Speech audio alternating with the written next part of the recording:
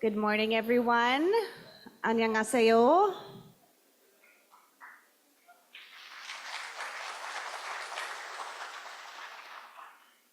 As you may remember, my name is Kelly Carew, and I'm the Chief Communications and Collaborations Officer at SNOMED International. I welcome our on-site and our online delegates today, and I hope that everyone was able to enjoy a really fruitful program yesterday. A reminder that this morning's keynote session is supported with simultaneous translation in English and Korean, and listening devices are located just outside the ballroom. I would like to start this morning's session by introducing our dignitaries in attendance today. I'll ask that you please welcome these special guests as I call their name. Shelley Lapon, Chief Operating Officer, SNOMED International.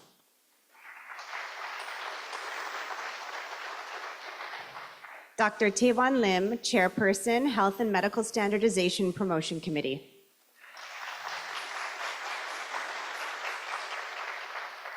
Brian Carlson, Chief Technology Officer of West Coast Informatics and sponsor of today's session.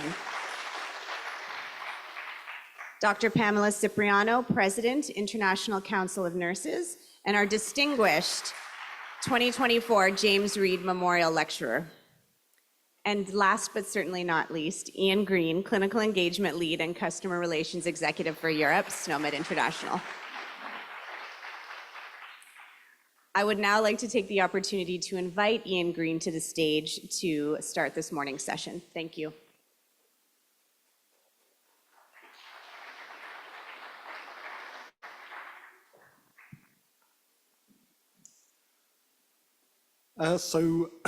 Welcome to everyone. Today's James Reed Memorial Lecture has been something which we've been doing at the SNOMED Expo for a number of years now. It's become a mainstay of the Expo. James Reed, back in the late 1970s in the UK, developed a terminology for use in primary care. Over time, that became incorporated into SNOMED CT as we know it today. But I worked for a while in the late 80s in primary care in an area in central England. And it was my first exposure to read codes. And the read codes really did make a big difference in primary care. So a number of initiatives in England at the time, so things like GP fund holding, GP commissioning, and the quality and outcomes framework, which really do underpin the way primary care is delivered in England, both in terms of the quality, but also in terms of the business. It really did make a huge difference, and without read codes, a lot of those initiatives simply wouldn't work. So really, the whole session, the speakers that we've had over the years really do focus on the importance of terminology and change and the ability to make a difference. But I'd really like to now welcome, well, re-acknowledge actually, West Coast Informatics, who have been a sponsor of the SNOMED CT Expo for a number of years. They're a platinum sponsor of SNOMED International and the Expo that we do. And they're also the sponsor of today's Recode James Reed Memorial Lecture. So I'd like to introduce and ask Brian Carlson, who's their Chief Technology Officer, to come up and say a few words to introduce the session and introduce today's speaker.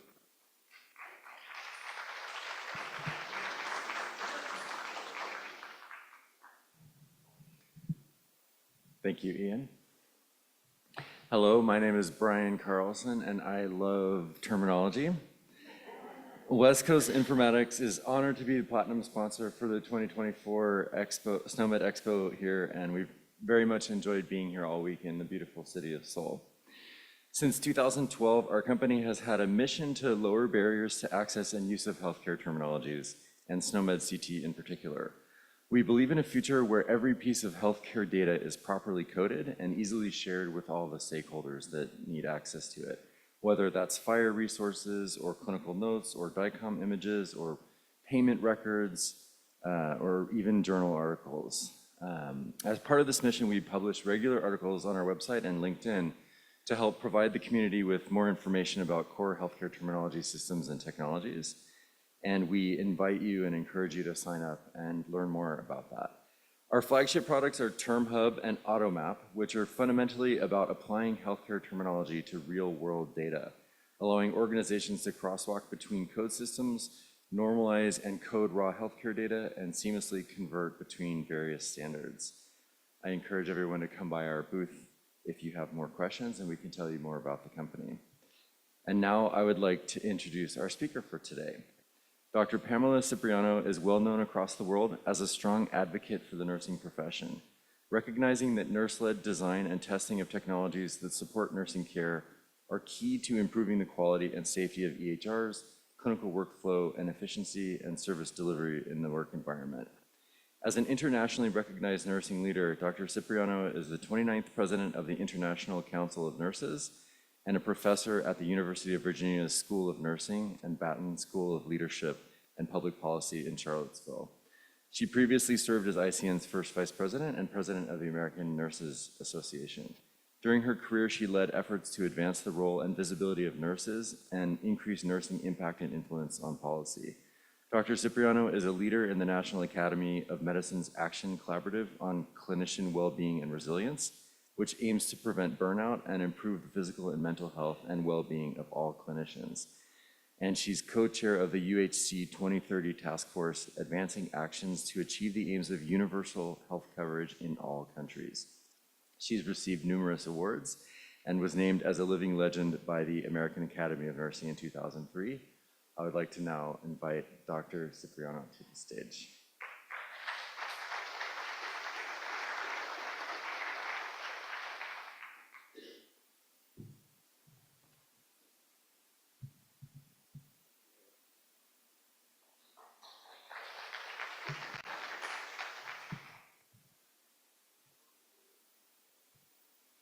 Good morning. I am so pleased and honored to present the James Reed Memorial Lecture today. We know that standardized language is critical for clinical documentation. We know it benefits patients, we know it benefits our healthcare clinicians, as well as our populations. It supports evidence-based care, sharing of interoperable data, and enhances communication. Today, I want to talk with you about how it affects nursing and the work of nurses and nursing care. So let me start with a question. Did you know there are more than 28 million nurses worldwide? Okay, a few yes, a few no. One of the things that is true is that almost 2/3 of the healthcare workforce is comprised of nurses. And so you consistently hear about nursing being the largest segment of the nursing workforce. However, we are often invisible, underestimated, underappreciated, and remaining unseen. So let me ask you, what do you think of when I ask another question, which is, what is a nurse? What does a nurse do? What's the image that comes to mind when you think about a nurse? So I see a pretty broad age range in the audience, just guessing, which is great. However, I'm going to guess that there's still a relatively standard, stereotypical definition of what people think of when you hear the word nurse. And it is clearly someone who provides compassionate care and is there to hold a hand, is there to be a helper. On the other hand, what normally people don't describe, or what doesn't always come top of mind, is the highly intellectual problem solving, data collection and sharing, ability to be innovative and to truly make a difference in health outcomes and the overall health of the people that we serve. Nurses are innovators in every step of what they do, but you may not recognize or know about a lot of what nurses do to change clinical practice. And as they consistently evaluate the environment that they're in, always making improvement and always being people and patient-centered in what we do. But the key to this transformation of looking at how nurses impact healthcare is data. It is the fuel for innovation and improvement. So today we're going to talk about how nursing-specific data empowers nurses to quantify their impact, enhance patient outcomes, provide rich health insights across interprofessional teams, drive improvements in health system efficiency, and inform research and health policies that tackle our most pressing health challenges, which seem to follow us decade after decade, but take on a slightly new form. So in addition to being the largest part of the health workforce, nurses also are the largest force for data collection. Let me just tell you a little bit about the International Council of Nurses. I've been proud to serve as the president for 3.5 years now, and I have about 6 months left in my term.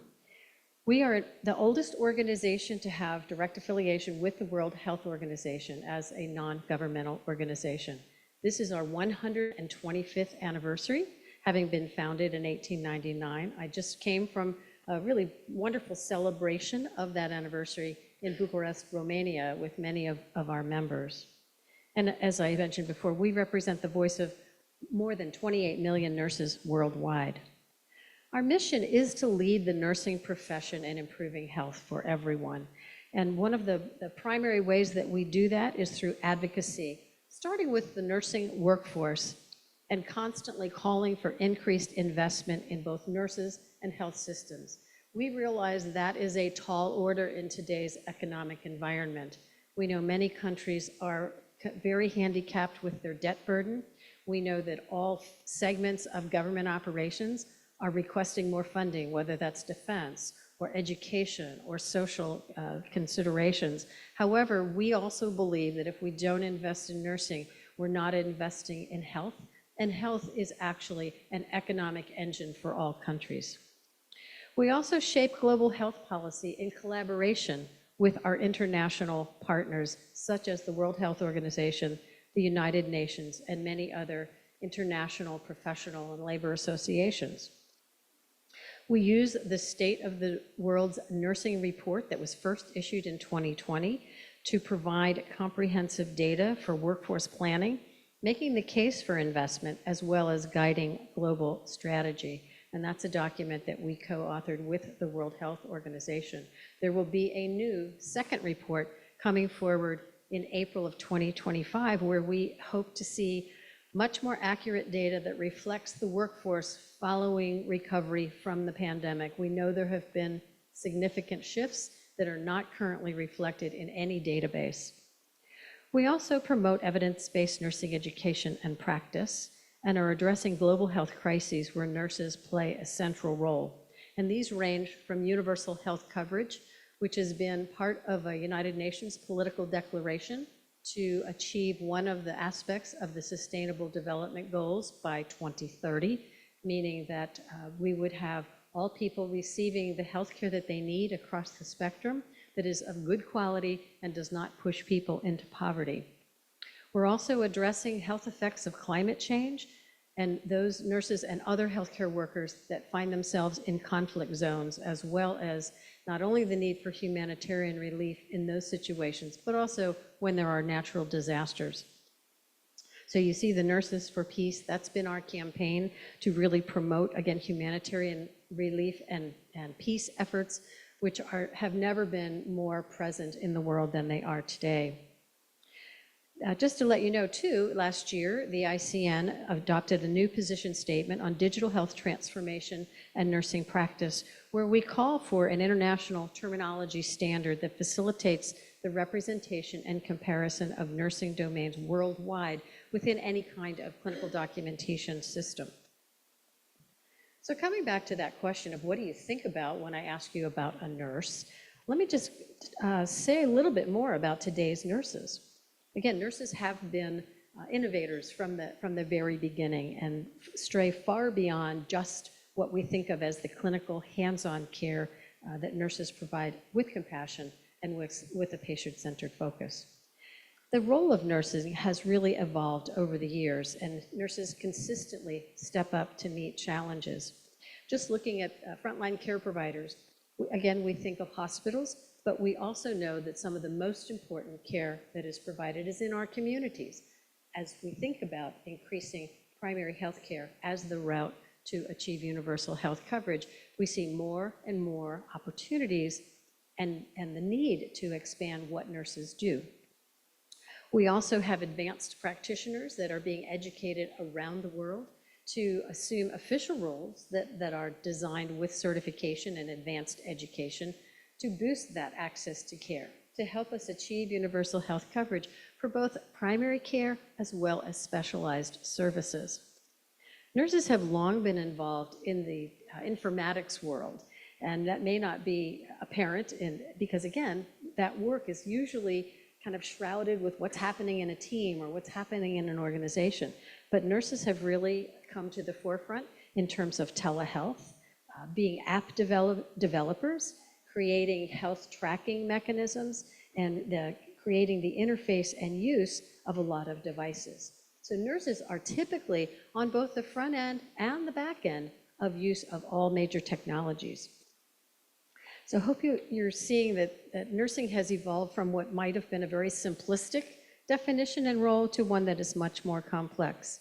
We also have nurse researchers, not only in the informatics field where they are helping to develop and evaluate algorithms, such as being able to predict patient deterioration, but also working with augmented reality systems and looking at how to capitalize on all of the machine learning that's already embedded in so much of what we do and in the devices we use.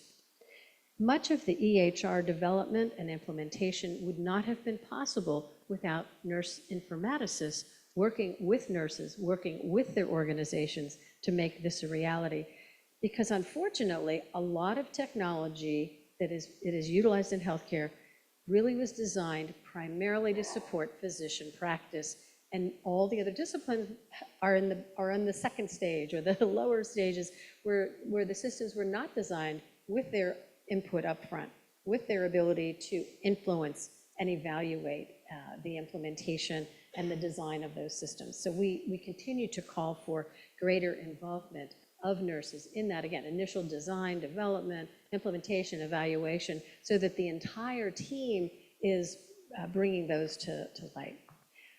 Also, being able to use data, nurses are able to not only understand the social determinants of health, but help create policies that address them. So in addition to being frontline care providers in all settings, nurses really are serving as educators as well as passing on evidence-based health knowledge. And they're leaders in research and informatics, which is again critical when we think about how data need to be used and why we need the standardized terminology. It's that we need to bring to light the data that are embedded in our systems, all of the data that nurses are collecting, all the data that our systems are collecting as well, so that nurses can use those for further research and innovation. So I worry a little about the missed opportunity of having sufficient nursing data and nursing collected data. As you know, nurses have the greatest exposure to patients in all settings, and so their continuous patient interactions, which include detailed observations, assessments, and interventions, offer unique insights about the patient's conditions, as well as care coordination and identifying potential risks. So nursing data are really important to reconsider how we must make sure that it is included in our communications. And why? Because nurses are often the first ones on the front line to detect changes in patient conditions or threats. If you look at the international work that's being done on pandemic preparedness, prevention, and response, we have to look upstream. We have to look at prevention, and it is the detection of changes that nurses are so astute to make. We also know that by documenting their observations and including them with multi-source data and analytics, that nursing data is again one of the best identifiers of risk and prediction of resource needs, so that we can put in place preventive action that minimizes complications and improves the patient experience. There are several studies that show, unfortunately, that nurse-generated data is underutilized, underappreciated, and often not fully integrated into clinical decision-making. So we want to move the data from the silo that only nurses handle and look at to one that is much more team-oriented and is used to enhance patient outcomes. We know that nurses may end up only collecting minimal data required because the systems that they're using are limited to a certain number of parameters. And that only leads to fragmented and incomplete data that could mean we're missing important tools. When we think about the databases that are used to create the generative AI systems, this is not unique to nursing, but is a concern for all of us. If they are limited in their data, if they are biased because the patient population that has been assessed is limited to one culture or one geographic region, we are missing some important parameters. And we want to be able to make accurate predictions and inform all of our health colleagues about patient condition. Systematic reviews also show that there are usability issues. We know that systems must be usable in order to make them the most effective. So EHRs that aren't specifically enabled for nurses with nursing terminology, once again, lead to incomplete or inaccurate documentation. Surveys from HIMSS and other research groups demonstrate that siloed systems and lack of interoperability also hinder data sharing and collaboration between nurses and other healthcare professionals, which negatively affect our shared understanding of patient needs, outcomes, and experiences. So we need to make sure that we remove any barriers in data and digital literacy of nurses so they can easily access data and analytics. In many of our health systems, nurses are an afterthought. When nurses ask to have access to large data sets, they're often told no, or they're often restricted by policies because they don't understand that nurses, again, are involved in critical research and are the innovators that must have access to this data. I've had a very fortunate journey in terms of my exposure to clinical information systems going back into the 1970s and 1980s. So we progressed from the tricolor pen. Those of you who are nurses or who are have worked in a hospital environment might remember, where documentation on paper was often characterized by different colors, depending on the hours of the day you were working. At the time, it was mostly 8-hour shifts, and we had green, blue, and red documentation. Well, those days, fortunately, are long behind us in most, but not all countries. And so we rapidly progressed to see enhancements in the 70s and 80s. So as a student, I had the opportunity to work in a very progressive intensive care environment where some of the initial testing of being able to download clinical data into the monitoring system was happening. I later was able to work on medical information bus technology, hardware, if you will, which again has become much more advanced, but the standard in high-income countries to make sure that data are collected on a continuous basis instead of the nurse jotting things down every 15 minutes in order to make sure that we have accurate information. In the 1980s, I had the privilege of working at Intermountain Healthcare in their flagship institution, where they had developed the HELP system, which stands for Health Evaluation Through Logical Processing. It was one of the first big electronic data systems in the United States. It was in collaboration with the Computer and Health Informatics group at the University of Utah. And so we had the basic rudimentary aspects of a clinical information system, including some of the first forays into order entry, which at the time, you'll appreciate this, the orders were written on a typical order form, and then it was given to a ward clerk. Then the ward clerk would put the orders into the computer, and then they would eventually get signed. So you can see dramatic progression from, again, the early days of recognizing the importance and value of electronic documentation. But what was unique about that system is that we had nurses very involved early on, recognizing that the analysis of data was critical to quality improvement. And that's one of the hallmarks of Intermountain Healthcare. They have been leaders around the world in quality improvement.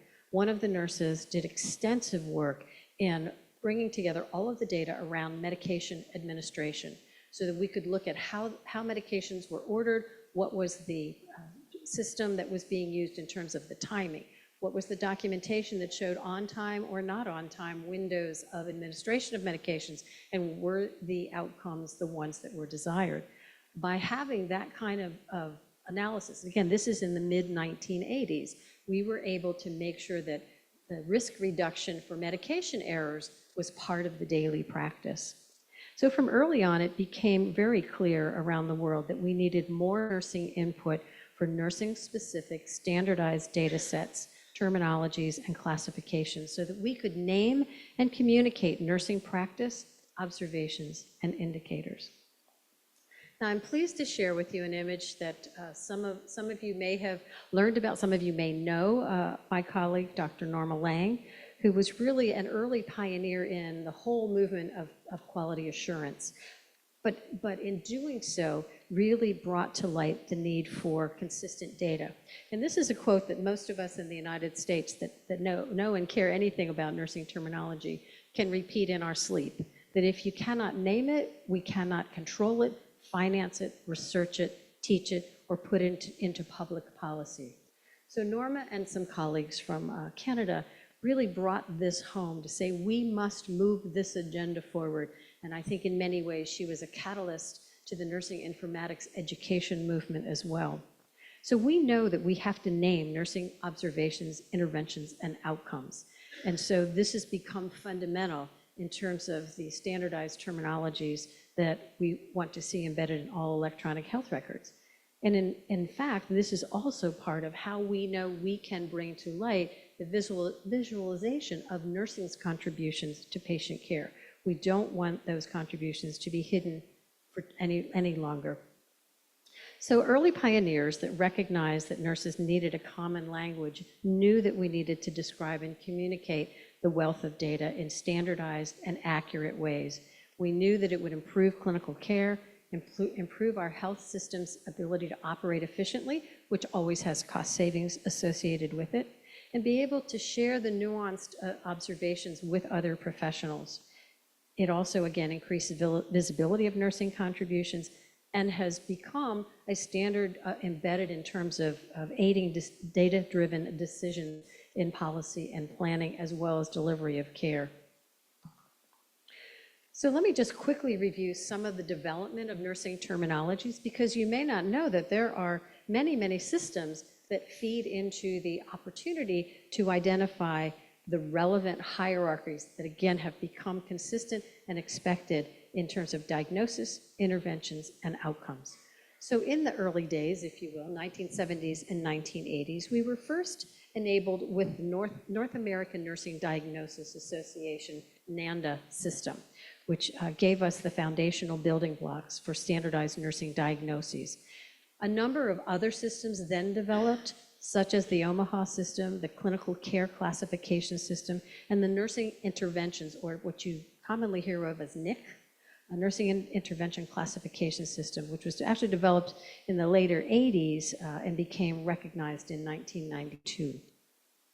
So the 1990s saw rapid expansion of terminologies and classification systems, including LOINC, which I know you're all familiar with, and that gave us terminologies for assessments and outcomes, as well as then NOC, nursing outcome classifications, which again feed into the array of hierarchies that are really critical. And of course, the 2000s brought SNOMED CT front and center, and it helped us increase the focus on interoperability with electronic health systems, including the rise of telehealth. And it's been a drive for global adoption. It was really this internationality that I believe really was, again, a strong catalyst to make sure that we were beginning to work on the harmonization and standardization that was needed to create these interoperable, consistent terminologies. When I was president of the American Nurses Association, which seems like many, many years ago, but just about 10 years ago, 2015, we adopted our first policy on inclusion of nursing terminologies in electronic health records. But let me share a little bit more with you about the ICN's, International Classification of Nursing Practice. This was initiated in 1989, again, based on the trend of internationalization. And it has been disseminated over those years significantly in the first 10 years. Much of the funding for this initial work came from EU Commission various projects that were part of the telemedicine applications for nurses, and that was between 1991 and 2000. Now, the ICNP was intended to deliver both a standardized interoperable terminology, or interface terminology, and a unifying framework for classifying nursing content captured by other means, or a reference terminology. It was built originally by merging existing data sources and refined over the next 35 years, which continues today by consensus with contributions from the global nursing community, evolving from simple lists of concepts through hierarchical and multi-axial approaches to a formal ontology underpinned by the web ontology language. So use of ICNP expanded through the 1990s, and a number of research and development centers, our R&D centers, were established worldwide to help move forward the adoption and implementation of ICNP. At the same time, ICNP was recognized as a related classification within the WHO family of international classifications to supplement content, and you know these as ICD, ICF for functional disability and health, and then the ICHI for health interventions. So through its evolution, ICNP has continued to adapt with regular updates, refinements, and partnerships to ensure that it stays relevant and responsive in the changing landscape of global healthcare and nursing practice. We have 16 R&D centers that have translated over 2,000 clinical statements into 18 different languages, and a number of specialist catalogs have also been developed, because as we see advancements in practice and the creation of advanced practice roles, we know there is a need for additional terminologies.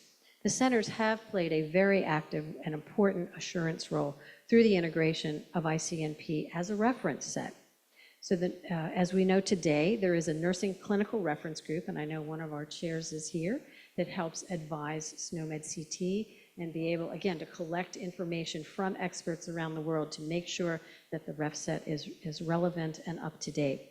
This ref set is our greatest opportunity for a common language in nursing, because there is not 100% agreement around the world that this is the ref set that we need to use, but it is fast approaching that stage. So I'm pleased to say ICN and SNOMED International have been working together for many years, and both organizations truly see and appreciate the benefits of this collaboration. ICN's priority has been to ensure that nurses and users of ICNP are connected to the wider health information landscape, and we knew that this could be best approached with linkages to SNOMED CT. So SNOMED International sought to ensure that SNOMED CT continues to adequately reflect nursing practice, and felt that ICNP was a critical key to making this happen. So about 10 years ago, we started to develop a set of equivalency mappings between the two terminologies. This is one of the strongest endeavors to date to do any kind of crosswalking mapping. It's a very laborious process. Again, there have been very few nurse informaticists working on this to address any of the other 7 or 8 existing terminologies. So this is quite an accomplishment, and we thank SNOMED for that collaboration. When I was first vice president of the ICN board, I was pleased to lead our analysis of what needed to happen to make ICNP that global terminology. Where did we need to head? Because we really had reached a plateau in terms of its implementation. And so in 2018, ICN and SNOMED International agreed to leverage the product through a non-commercial agreement, incorporating ICNP nursing diagnoses and nursing interventions as core content into SNOMED International, and flagging content as a designated reference set. Again, a pretty amazing accomplishment. The ICNP nursing ref set has been responsible for, again, setting that international standard. And we understand, again, the importance of being able to do that. So integrating ICNP with SNOMED in recognition of the central role that nursing plays and the importance of nursing data has been critical to improving patient care. The mutual benefits, we know, are avoiding duplication and delivering an integrated resource that supports implementation in electronic health records, responding better to changes in nursing practice because of the global input, and enhancing quality by ensuring consistency in nursing documentation. So the ref set is not only a convenient subset of SNOMED CT internationally, but again, it is truly set to be the preferred international terminology for nursing. Let me just give you a few examples, because I think this is really why we're here this morning, to say, how is this happening in practice? How is this making a difference in our world? And to expand and explore and expose the contributions of nursing. So in Portugal, and for well over the last decade, over 95% of nurses have been using the same ICNP-enabled EHR system as the only means of capturing clinical data, and this delivers management information instantly. Because the nursing component is fully integrated with other disciplines in the system, Portuguese physicians now routinely review nursing notes to get a better, more rounded, and fuller perspective of their patient's health status and their experiences of care. This was one of the early wishes early on in all of our countries to ensure that the team actually took advantage of being able to see, read, and interpret the documentation of other disciplines. But we know it just doesn't happen. But now we know it's also very possible. The development of the ICNP nursing ref set does open up this opportunity to a much broader community of practice around the world. And even though this most recent version that was finalized and distributed in 2021 is relatively new, we continue to be working actively on the ref set and see the added value that it brings. So for the first time, we now have the potential to view and utilize a complete integrated view of patient care locally, regionally, nationally, and internationally.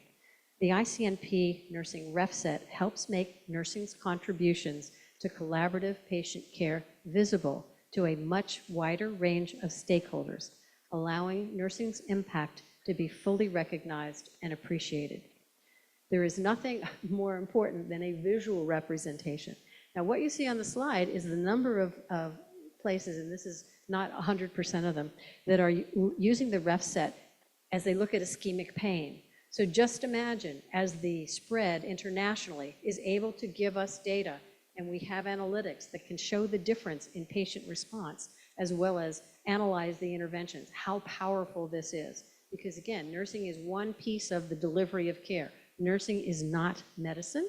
It is a subset of the entire delivery of healthcare. It is complementary and part of what we think of as overall medical care, but we must understand that it is also a separate discipline that has unique and important contributions.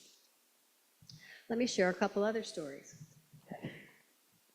St. Bart's Hospital in London also saw the firsthand advantage of being able to use ICNP and SNOMED CT. They designed a pathway for triaging myocardial infarction in patients into high, medium, and low risk categories. So nurses could actually improve their care coordination.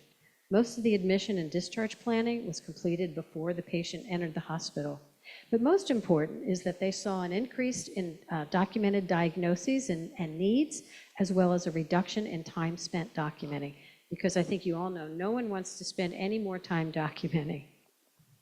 Another key example is the reduction in harm. And this is a critical component of, again, how nurses on every front line are contributing to improving care. So in clinical settings, nursing interventions focused on reducing harm really provide the highest return on investment. An OECD study has revealed that 13% of all expenditures in healthcare are actually because of care that has created harm. So we could eliminate or greatly reduce that spending if we were adequately using data to be able to identify risk and prevent harm. So clear measurement of nursing indicators such as patient falls, hospital-acquired pressure ulcers, catheter-associated UTIs, and central line-associated bloodstream infections are critical in achieving broader health system goals. We know for preventing healthcare infections, for every dollar we spend, we save $7. Another example, use case, which some of you may have heard 2 years ago when Norway presented their work on standardizing care across regions. This again is looking at standardized care plans. Now in Norway, that's a combination of the plan of care with goals and the ability to identify desired outcomes, but also the primary documentation. And so several regions of Norway switched to using ICNP within their existing record systems and translated over 2,000 concepts into Norwegian so that they could, in fact, make sure that they were improving the standardized care plans and putting them into practice, which led to more complete understanding of each patient's needs and risks. It helped nurses make more effective decisions and improve the quality and consistency of care. Care transitions are another critical place where we have seen the clear benefit. Again, it triggers our need to understand how do we continue to push for interoperability across settings, because nurses are critical in improving the care transitions and coordination between home, community, and clinical care settings. We don't want to miss the opportunity to have the best transitions. Improving population health and health equity is again critical. It has become more and more apparent in today's world that we have gross inequities, but nurses once again are critical in terms of their documentation. That the nurses are the discipline that really are able to collect and reflect on the social determinants of health, be able to identify patterns of health disparities, and help implement not only interventions, but evidence-based policies to address these concerns. So we want to understand that nursing could be the missing data piece in the puzzle, that when we have standardized, high-quality, regularly collected nursing data, we can improve everything from cost effectiveness to research and public policy, workforce planning, interprofessional collaboration, and the quality of patient care and outcomes. It is the bridge as well to innovation diffusion. So what about the nurse of the future? Globally, we know there's a wide spectrum of where countries are in terms of their digital solutions, literacy, and functionality, including things like broadband availability. But we know that this digital transformation is accelerating in our evolving health systems. So the nurse of the future is truly an ambassador for data-driven care. And we need to be sure that they are supported with standardized terminology so that they can be data interpreters, innovators, collaborators, and using evidence to transform care and improve health systems. Now, we often want to look to the past and to inform the present and go to the future, but really the future is happening now. So as we conclude, we must remember the future of healthcare data and the fact that nurses have a major role to play. The benefits are clear. We have the tools. We know that with ICNP fully integrated into SNOMED CT, we can improve patient outcomes and experience, add to efficiency and cost effectiveness, inform policy and strategy, and quantify the invaluable contributions of nursing. So it's time to act. We must get nursing reference set enabled in all systems running SNOMED CT and push for global implementation of standardized nursing terminologies. We must invest in informatics education and infrastructure for nurses and all other health professionals. We want to keep interoperability and digital inclusion top of mind, and we must ensure that nursing data are integrated into health decision-making at all levels, from clinic and community care to policy. The future nurse is a data interpreter, innovator, and ambassador for care that builds on evidence and the greatest intelligence nurses can bring together. I want to give a shout out and thank you to Nick Hardiker. Professor Hardiker is an emeritus professor at the University of Huddersfield in the UK. He has been the steward for ICNP for decades, known to many of you who have lived in the informatics world, and I am greatly indebted to him and many others who helped in this presentation. But I leave you with the thought that it is the standardized terminology and improvement in clinical documentation systems that will, in fact, help us move nursing from being invisible to invaluable. Thank you very much.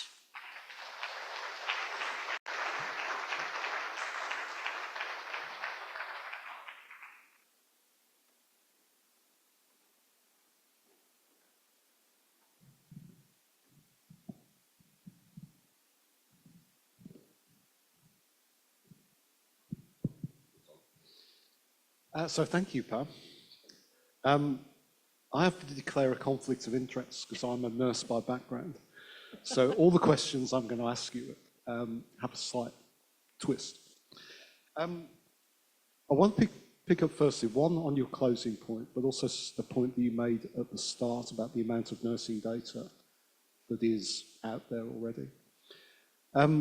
How do we start to get the nursing workforce, so not necessarily the converted, which are the ones here that are doing informatics and the ones online, but the day-to-day nurses who are actually collecting data to understand the importance allow them to reuse, but also then focus on the quality of the data that they're collecting? Nice question. I think it's important that throughout the leadership ranks, and I include the nurse informaticists that are not embedded everywhere, but who support this work, make sure that we are educating our nurses who are currently in clinical practice, as well as our students, to understand the importance. Because it used to be that we collected data and we knew no one looked at it, right? And so the question would often come, why am I doing this? And there's been a mantra in nursing that if it wasn't documented, it was not done. And I believe we have moved from that standpoint. However, it does still call on us to be able to convey, again, the importance. And I think the tide is turning of saying, nurses have said, we need to be recognized, we need to be valued, we need to have autonomy in our practice. And that, again, is varying levels depending on the culture that you're working in. But if we can tie those expectations to the understanding that standardized nursing terminologies provide that framework for us to then be able to explain our practice, to be able to compare it within the areas that we live and work, as well as across our countries and across the world, then I believe we can convey why that is so powerful. And I think we are getting to a point where nurses do recognize that we have global practice, we have global standards. It is global standardization of our terminologies that will give us the powerful data to be able to share that information, and not just the top leaders, not just the nurses in informatics, but really be able to have examples like the care planning that's happening in Norway, and the standardization of opportunities for advanced practice nurses, as we saw in St. Bart's in London, to make a difference, to be able to make practice more effective, to be able to reduce the burdens of workflow and documentation. So most of the time you say, what's in it for me? I think there is a big what's in it for me for every nurse to be able to understand and then value the contribution that we have with standardized terminologies. Okay. Do we have any questions in the audience?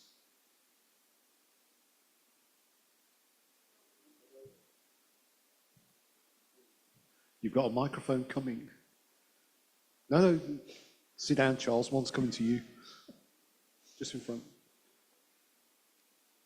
Okay, thank you. My name is Stefan Schulz. I'm from Austria. Thanks for your very nice talk. Well, in Europe, nursing teams are more and more international, multilingual, multicultural, especially in elderly care. And this often creates language barriers and affects documentation, affects, at the end of the day, also patient safety. So as you pointed out, there are terminology resources which are international. Then we have AI, we have language technologies. So what is missing that this is really put in practice in order to mitigate this problem with language barriers and insufficient documentation, particularly in elderly care? The language issues are ever present in all of our settings. And as you've indicated, there has been a significant increase in terms of international migration of workers. And in some cases, there really are significant concerns about safety, which you also mentioned. And so I think it is even more important for us today to recognize that there are upstream activities that have to occur. And one of those is actually on the workforce side, which is when there is international recruitment, one of the conditions is language proficiency, so that we are sure that there can be not only adequate communication, but understanding of the terminologies and the interpretation of words, because we can probably come up with several different definitions for the same term in different languages, just in conversation. So I think what you're pointing out is important. And in every organization, there should be an adequate orientation time to the documentation system. That is a given. And so I think that becomes really critical when you're, particularly if you think of the hospital setting and you're orienting a nurse to the use of the electronic health record, to be able to go through in detail what is the meaning of the terminologies that then are underpinned by the reference terminology set that's being used. Because again, even something as simple as care plan has a different meaning in one country to another, let alone the specific interventions and goals that are stated.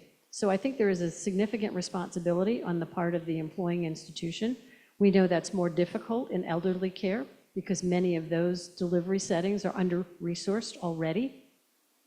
But again, I think there's a combination of teamwork that can help look at the safety of those outcomes. And again, to the degree possible, to have nurse informaticists involved in looking at the workflow, involved in designing any kind of orientation and education for all of the users of that system.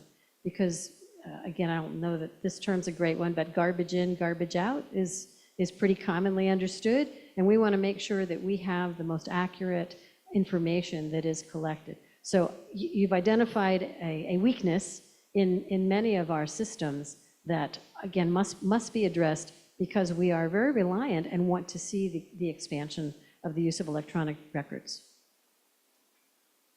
Thank you. So my esteemed colleague. So you'll be relieved to hear I don't have a question for you, but I do have a comment. So your very nice slide about Bart's Health, and of course particularly welcomed as I work there. And all I'd like to say, the next time you're in London, do come and visit us. Thank you very much.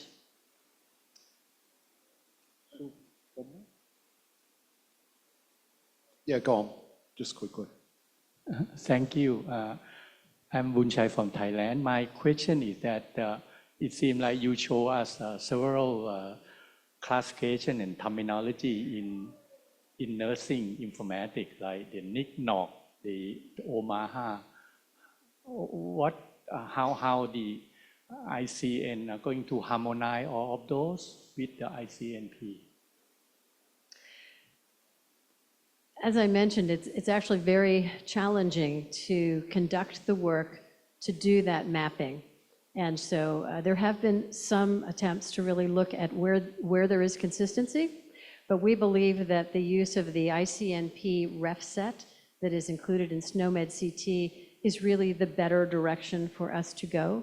Now, what we also know is electronic health record companies will usually say, tell us what systems you are using, and we will embed them in your version of the electronic health record.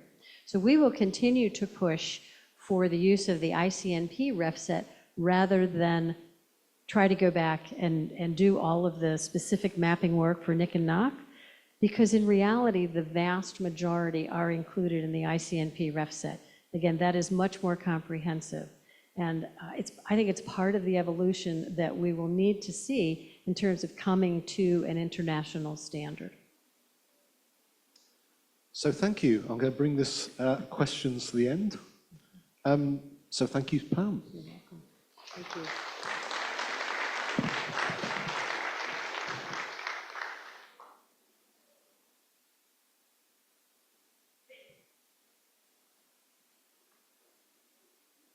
Thanks for that fantastic session. Dr. Cipriano, you're a fantastic storyteller, really connecting us with how nursing is impactful and necessary for effective outcomes in healthcare, but also how nurses are moving along the digital health journey that we're all progressing through at the time. So thank you so much for taking the time to be here.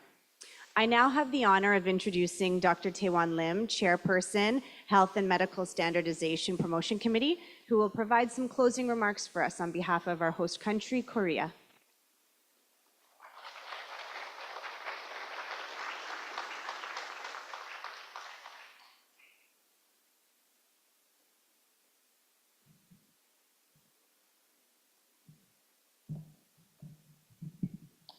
Good morning, everyone.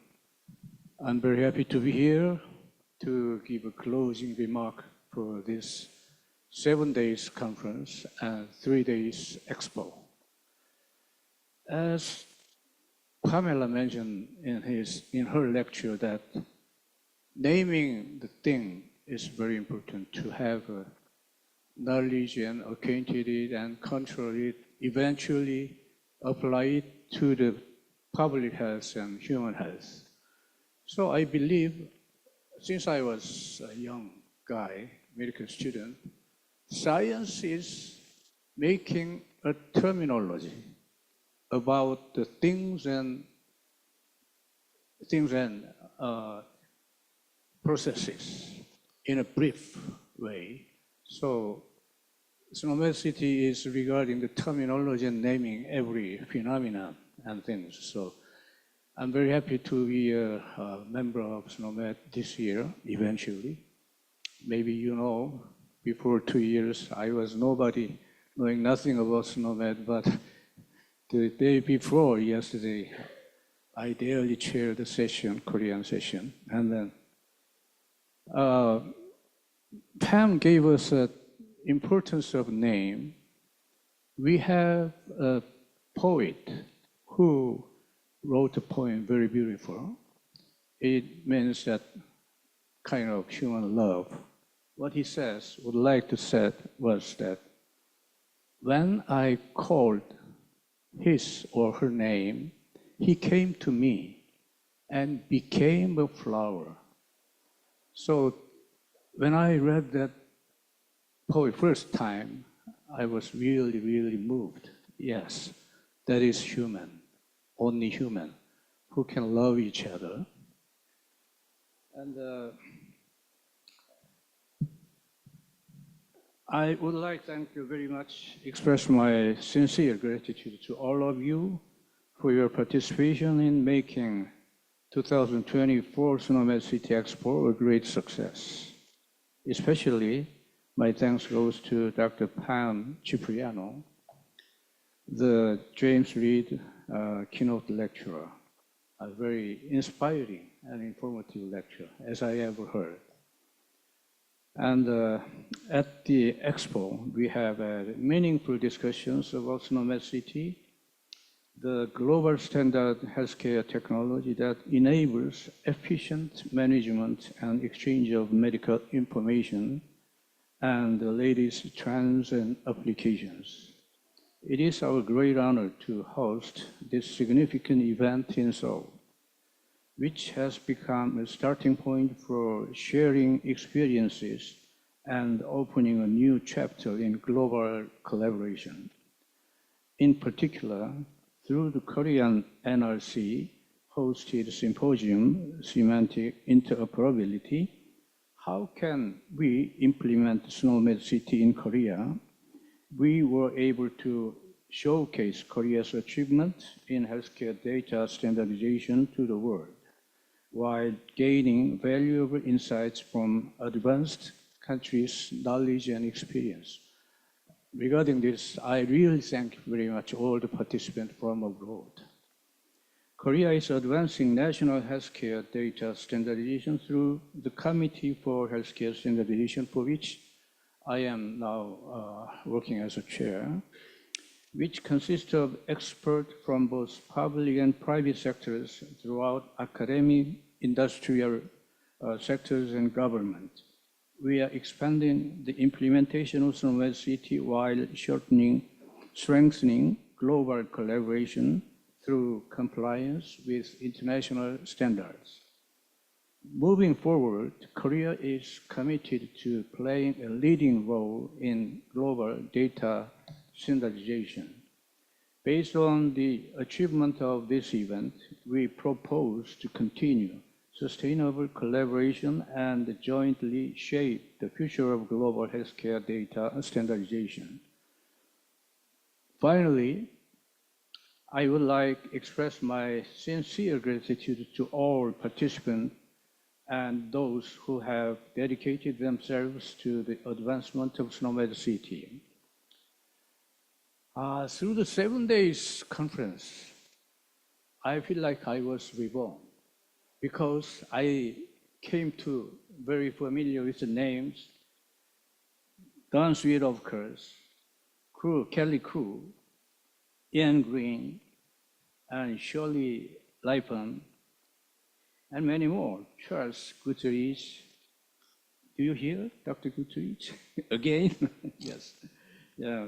Thank you for coming here. And many people. I came across with the people and chat to talk, and I coming to be acquainted with the SNOMED CT.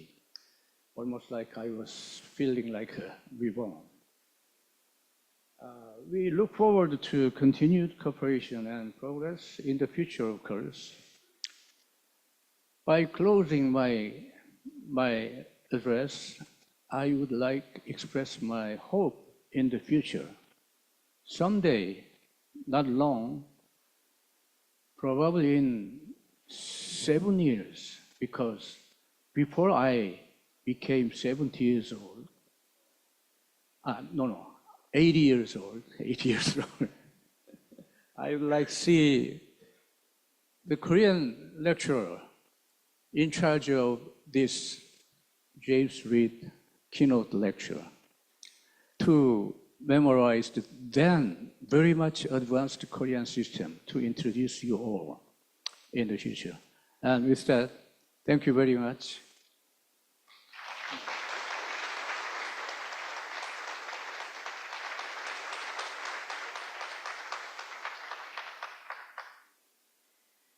Thank you for your very thoughtful remarks, Dr. Lim. You have a demonstration of a career-long commitment to the convergence of both healthcare and technology, and you inspire us with your desire to continue to learn about SNOMED CT. Thank you. We now proceed into the remainder of the concurrent program. In closing, SNOMED International has been honored to partner with the Korean Ministry of Health as well as the Korean Health Information Service to deliver our business meetings in our SNOMED CT Expo. We applaud Korea for the progress that has been made since joining SNOMED International and the intellect, the richness that you have brought to the community, the international community, that helps us all move forward together. So we can't say enough about how hard Korea is working to implement SNOMED CT as part of their digital health ecosystem. With that, I will say, enjoy the rest of your day. I'll bring this session to a close, and kamsahamnida.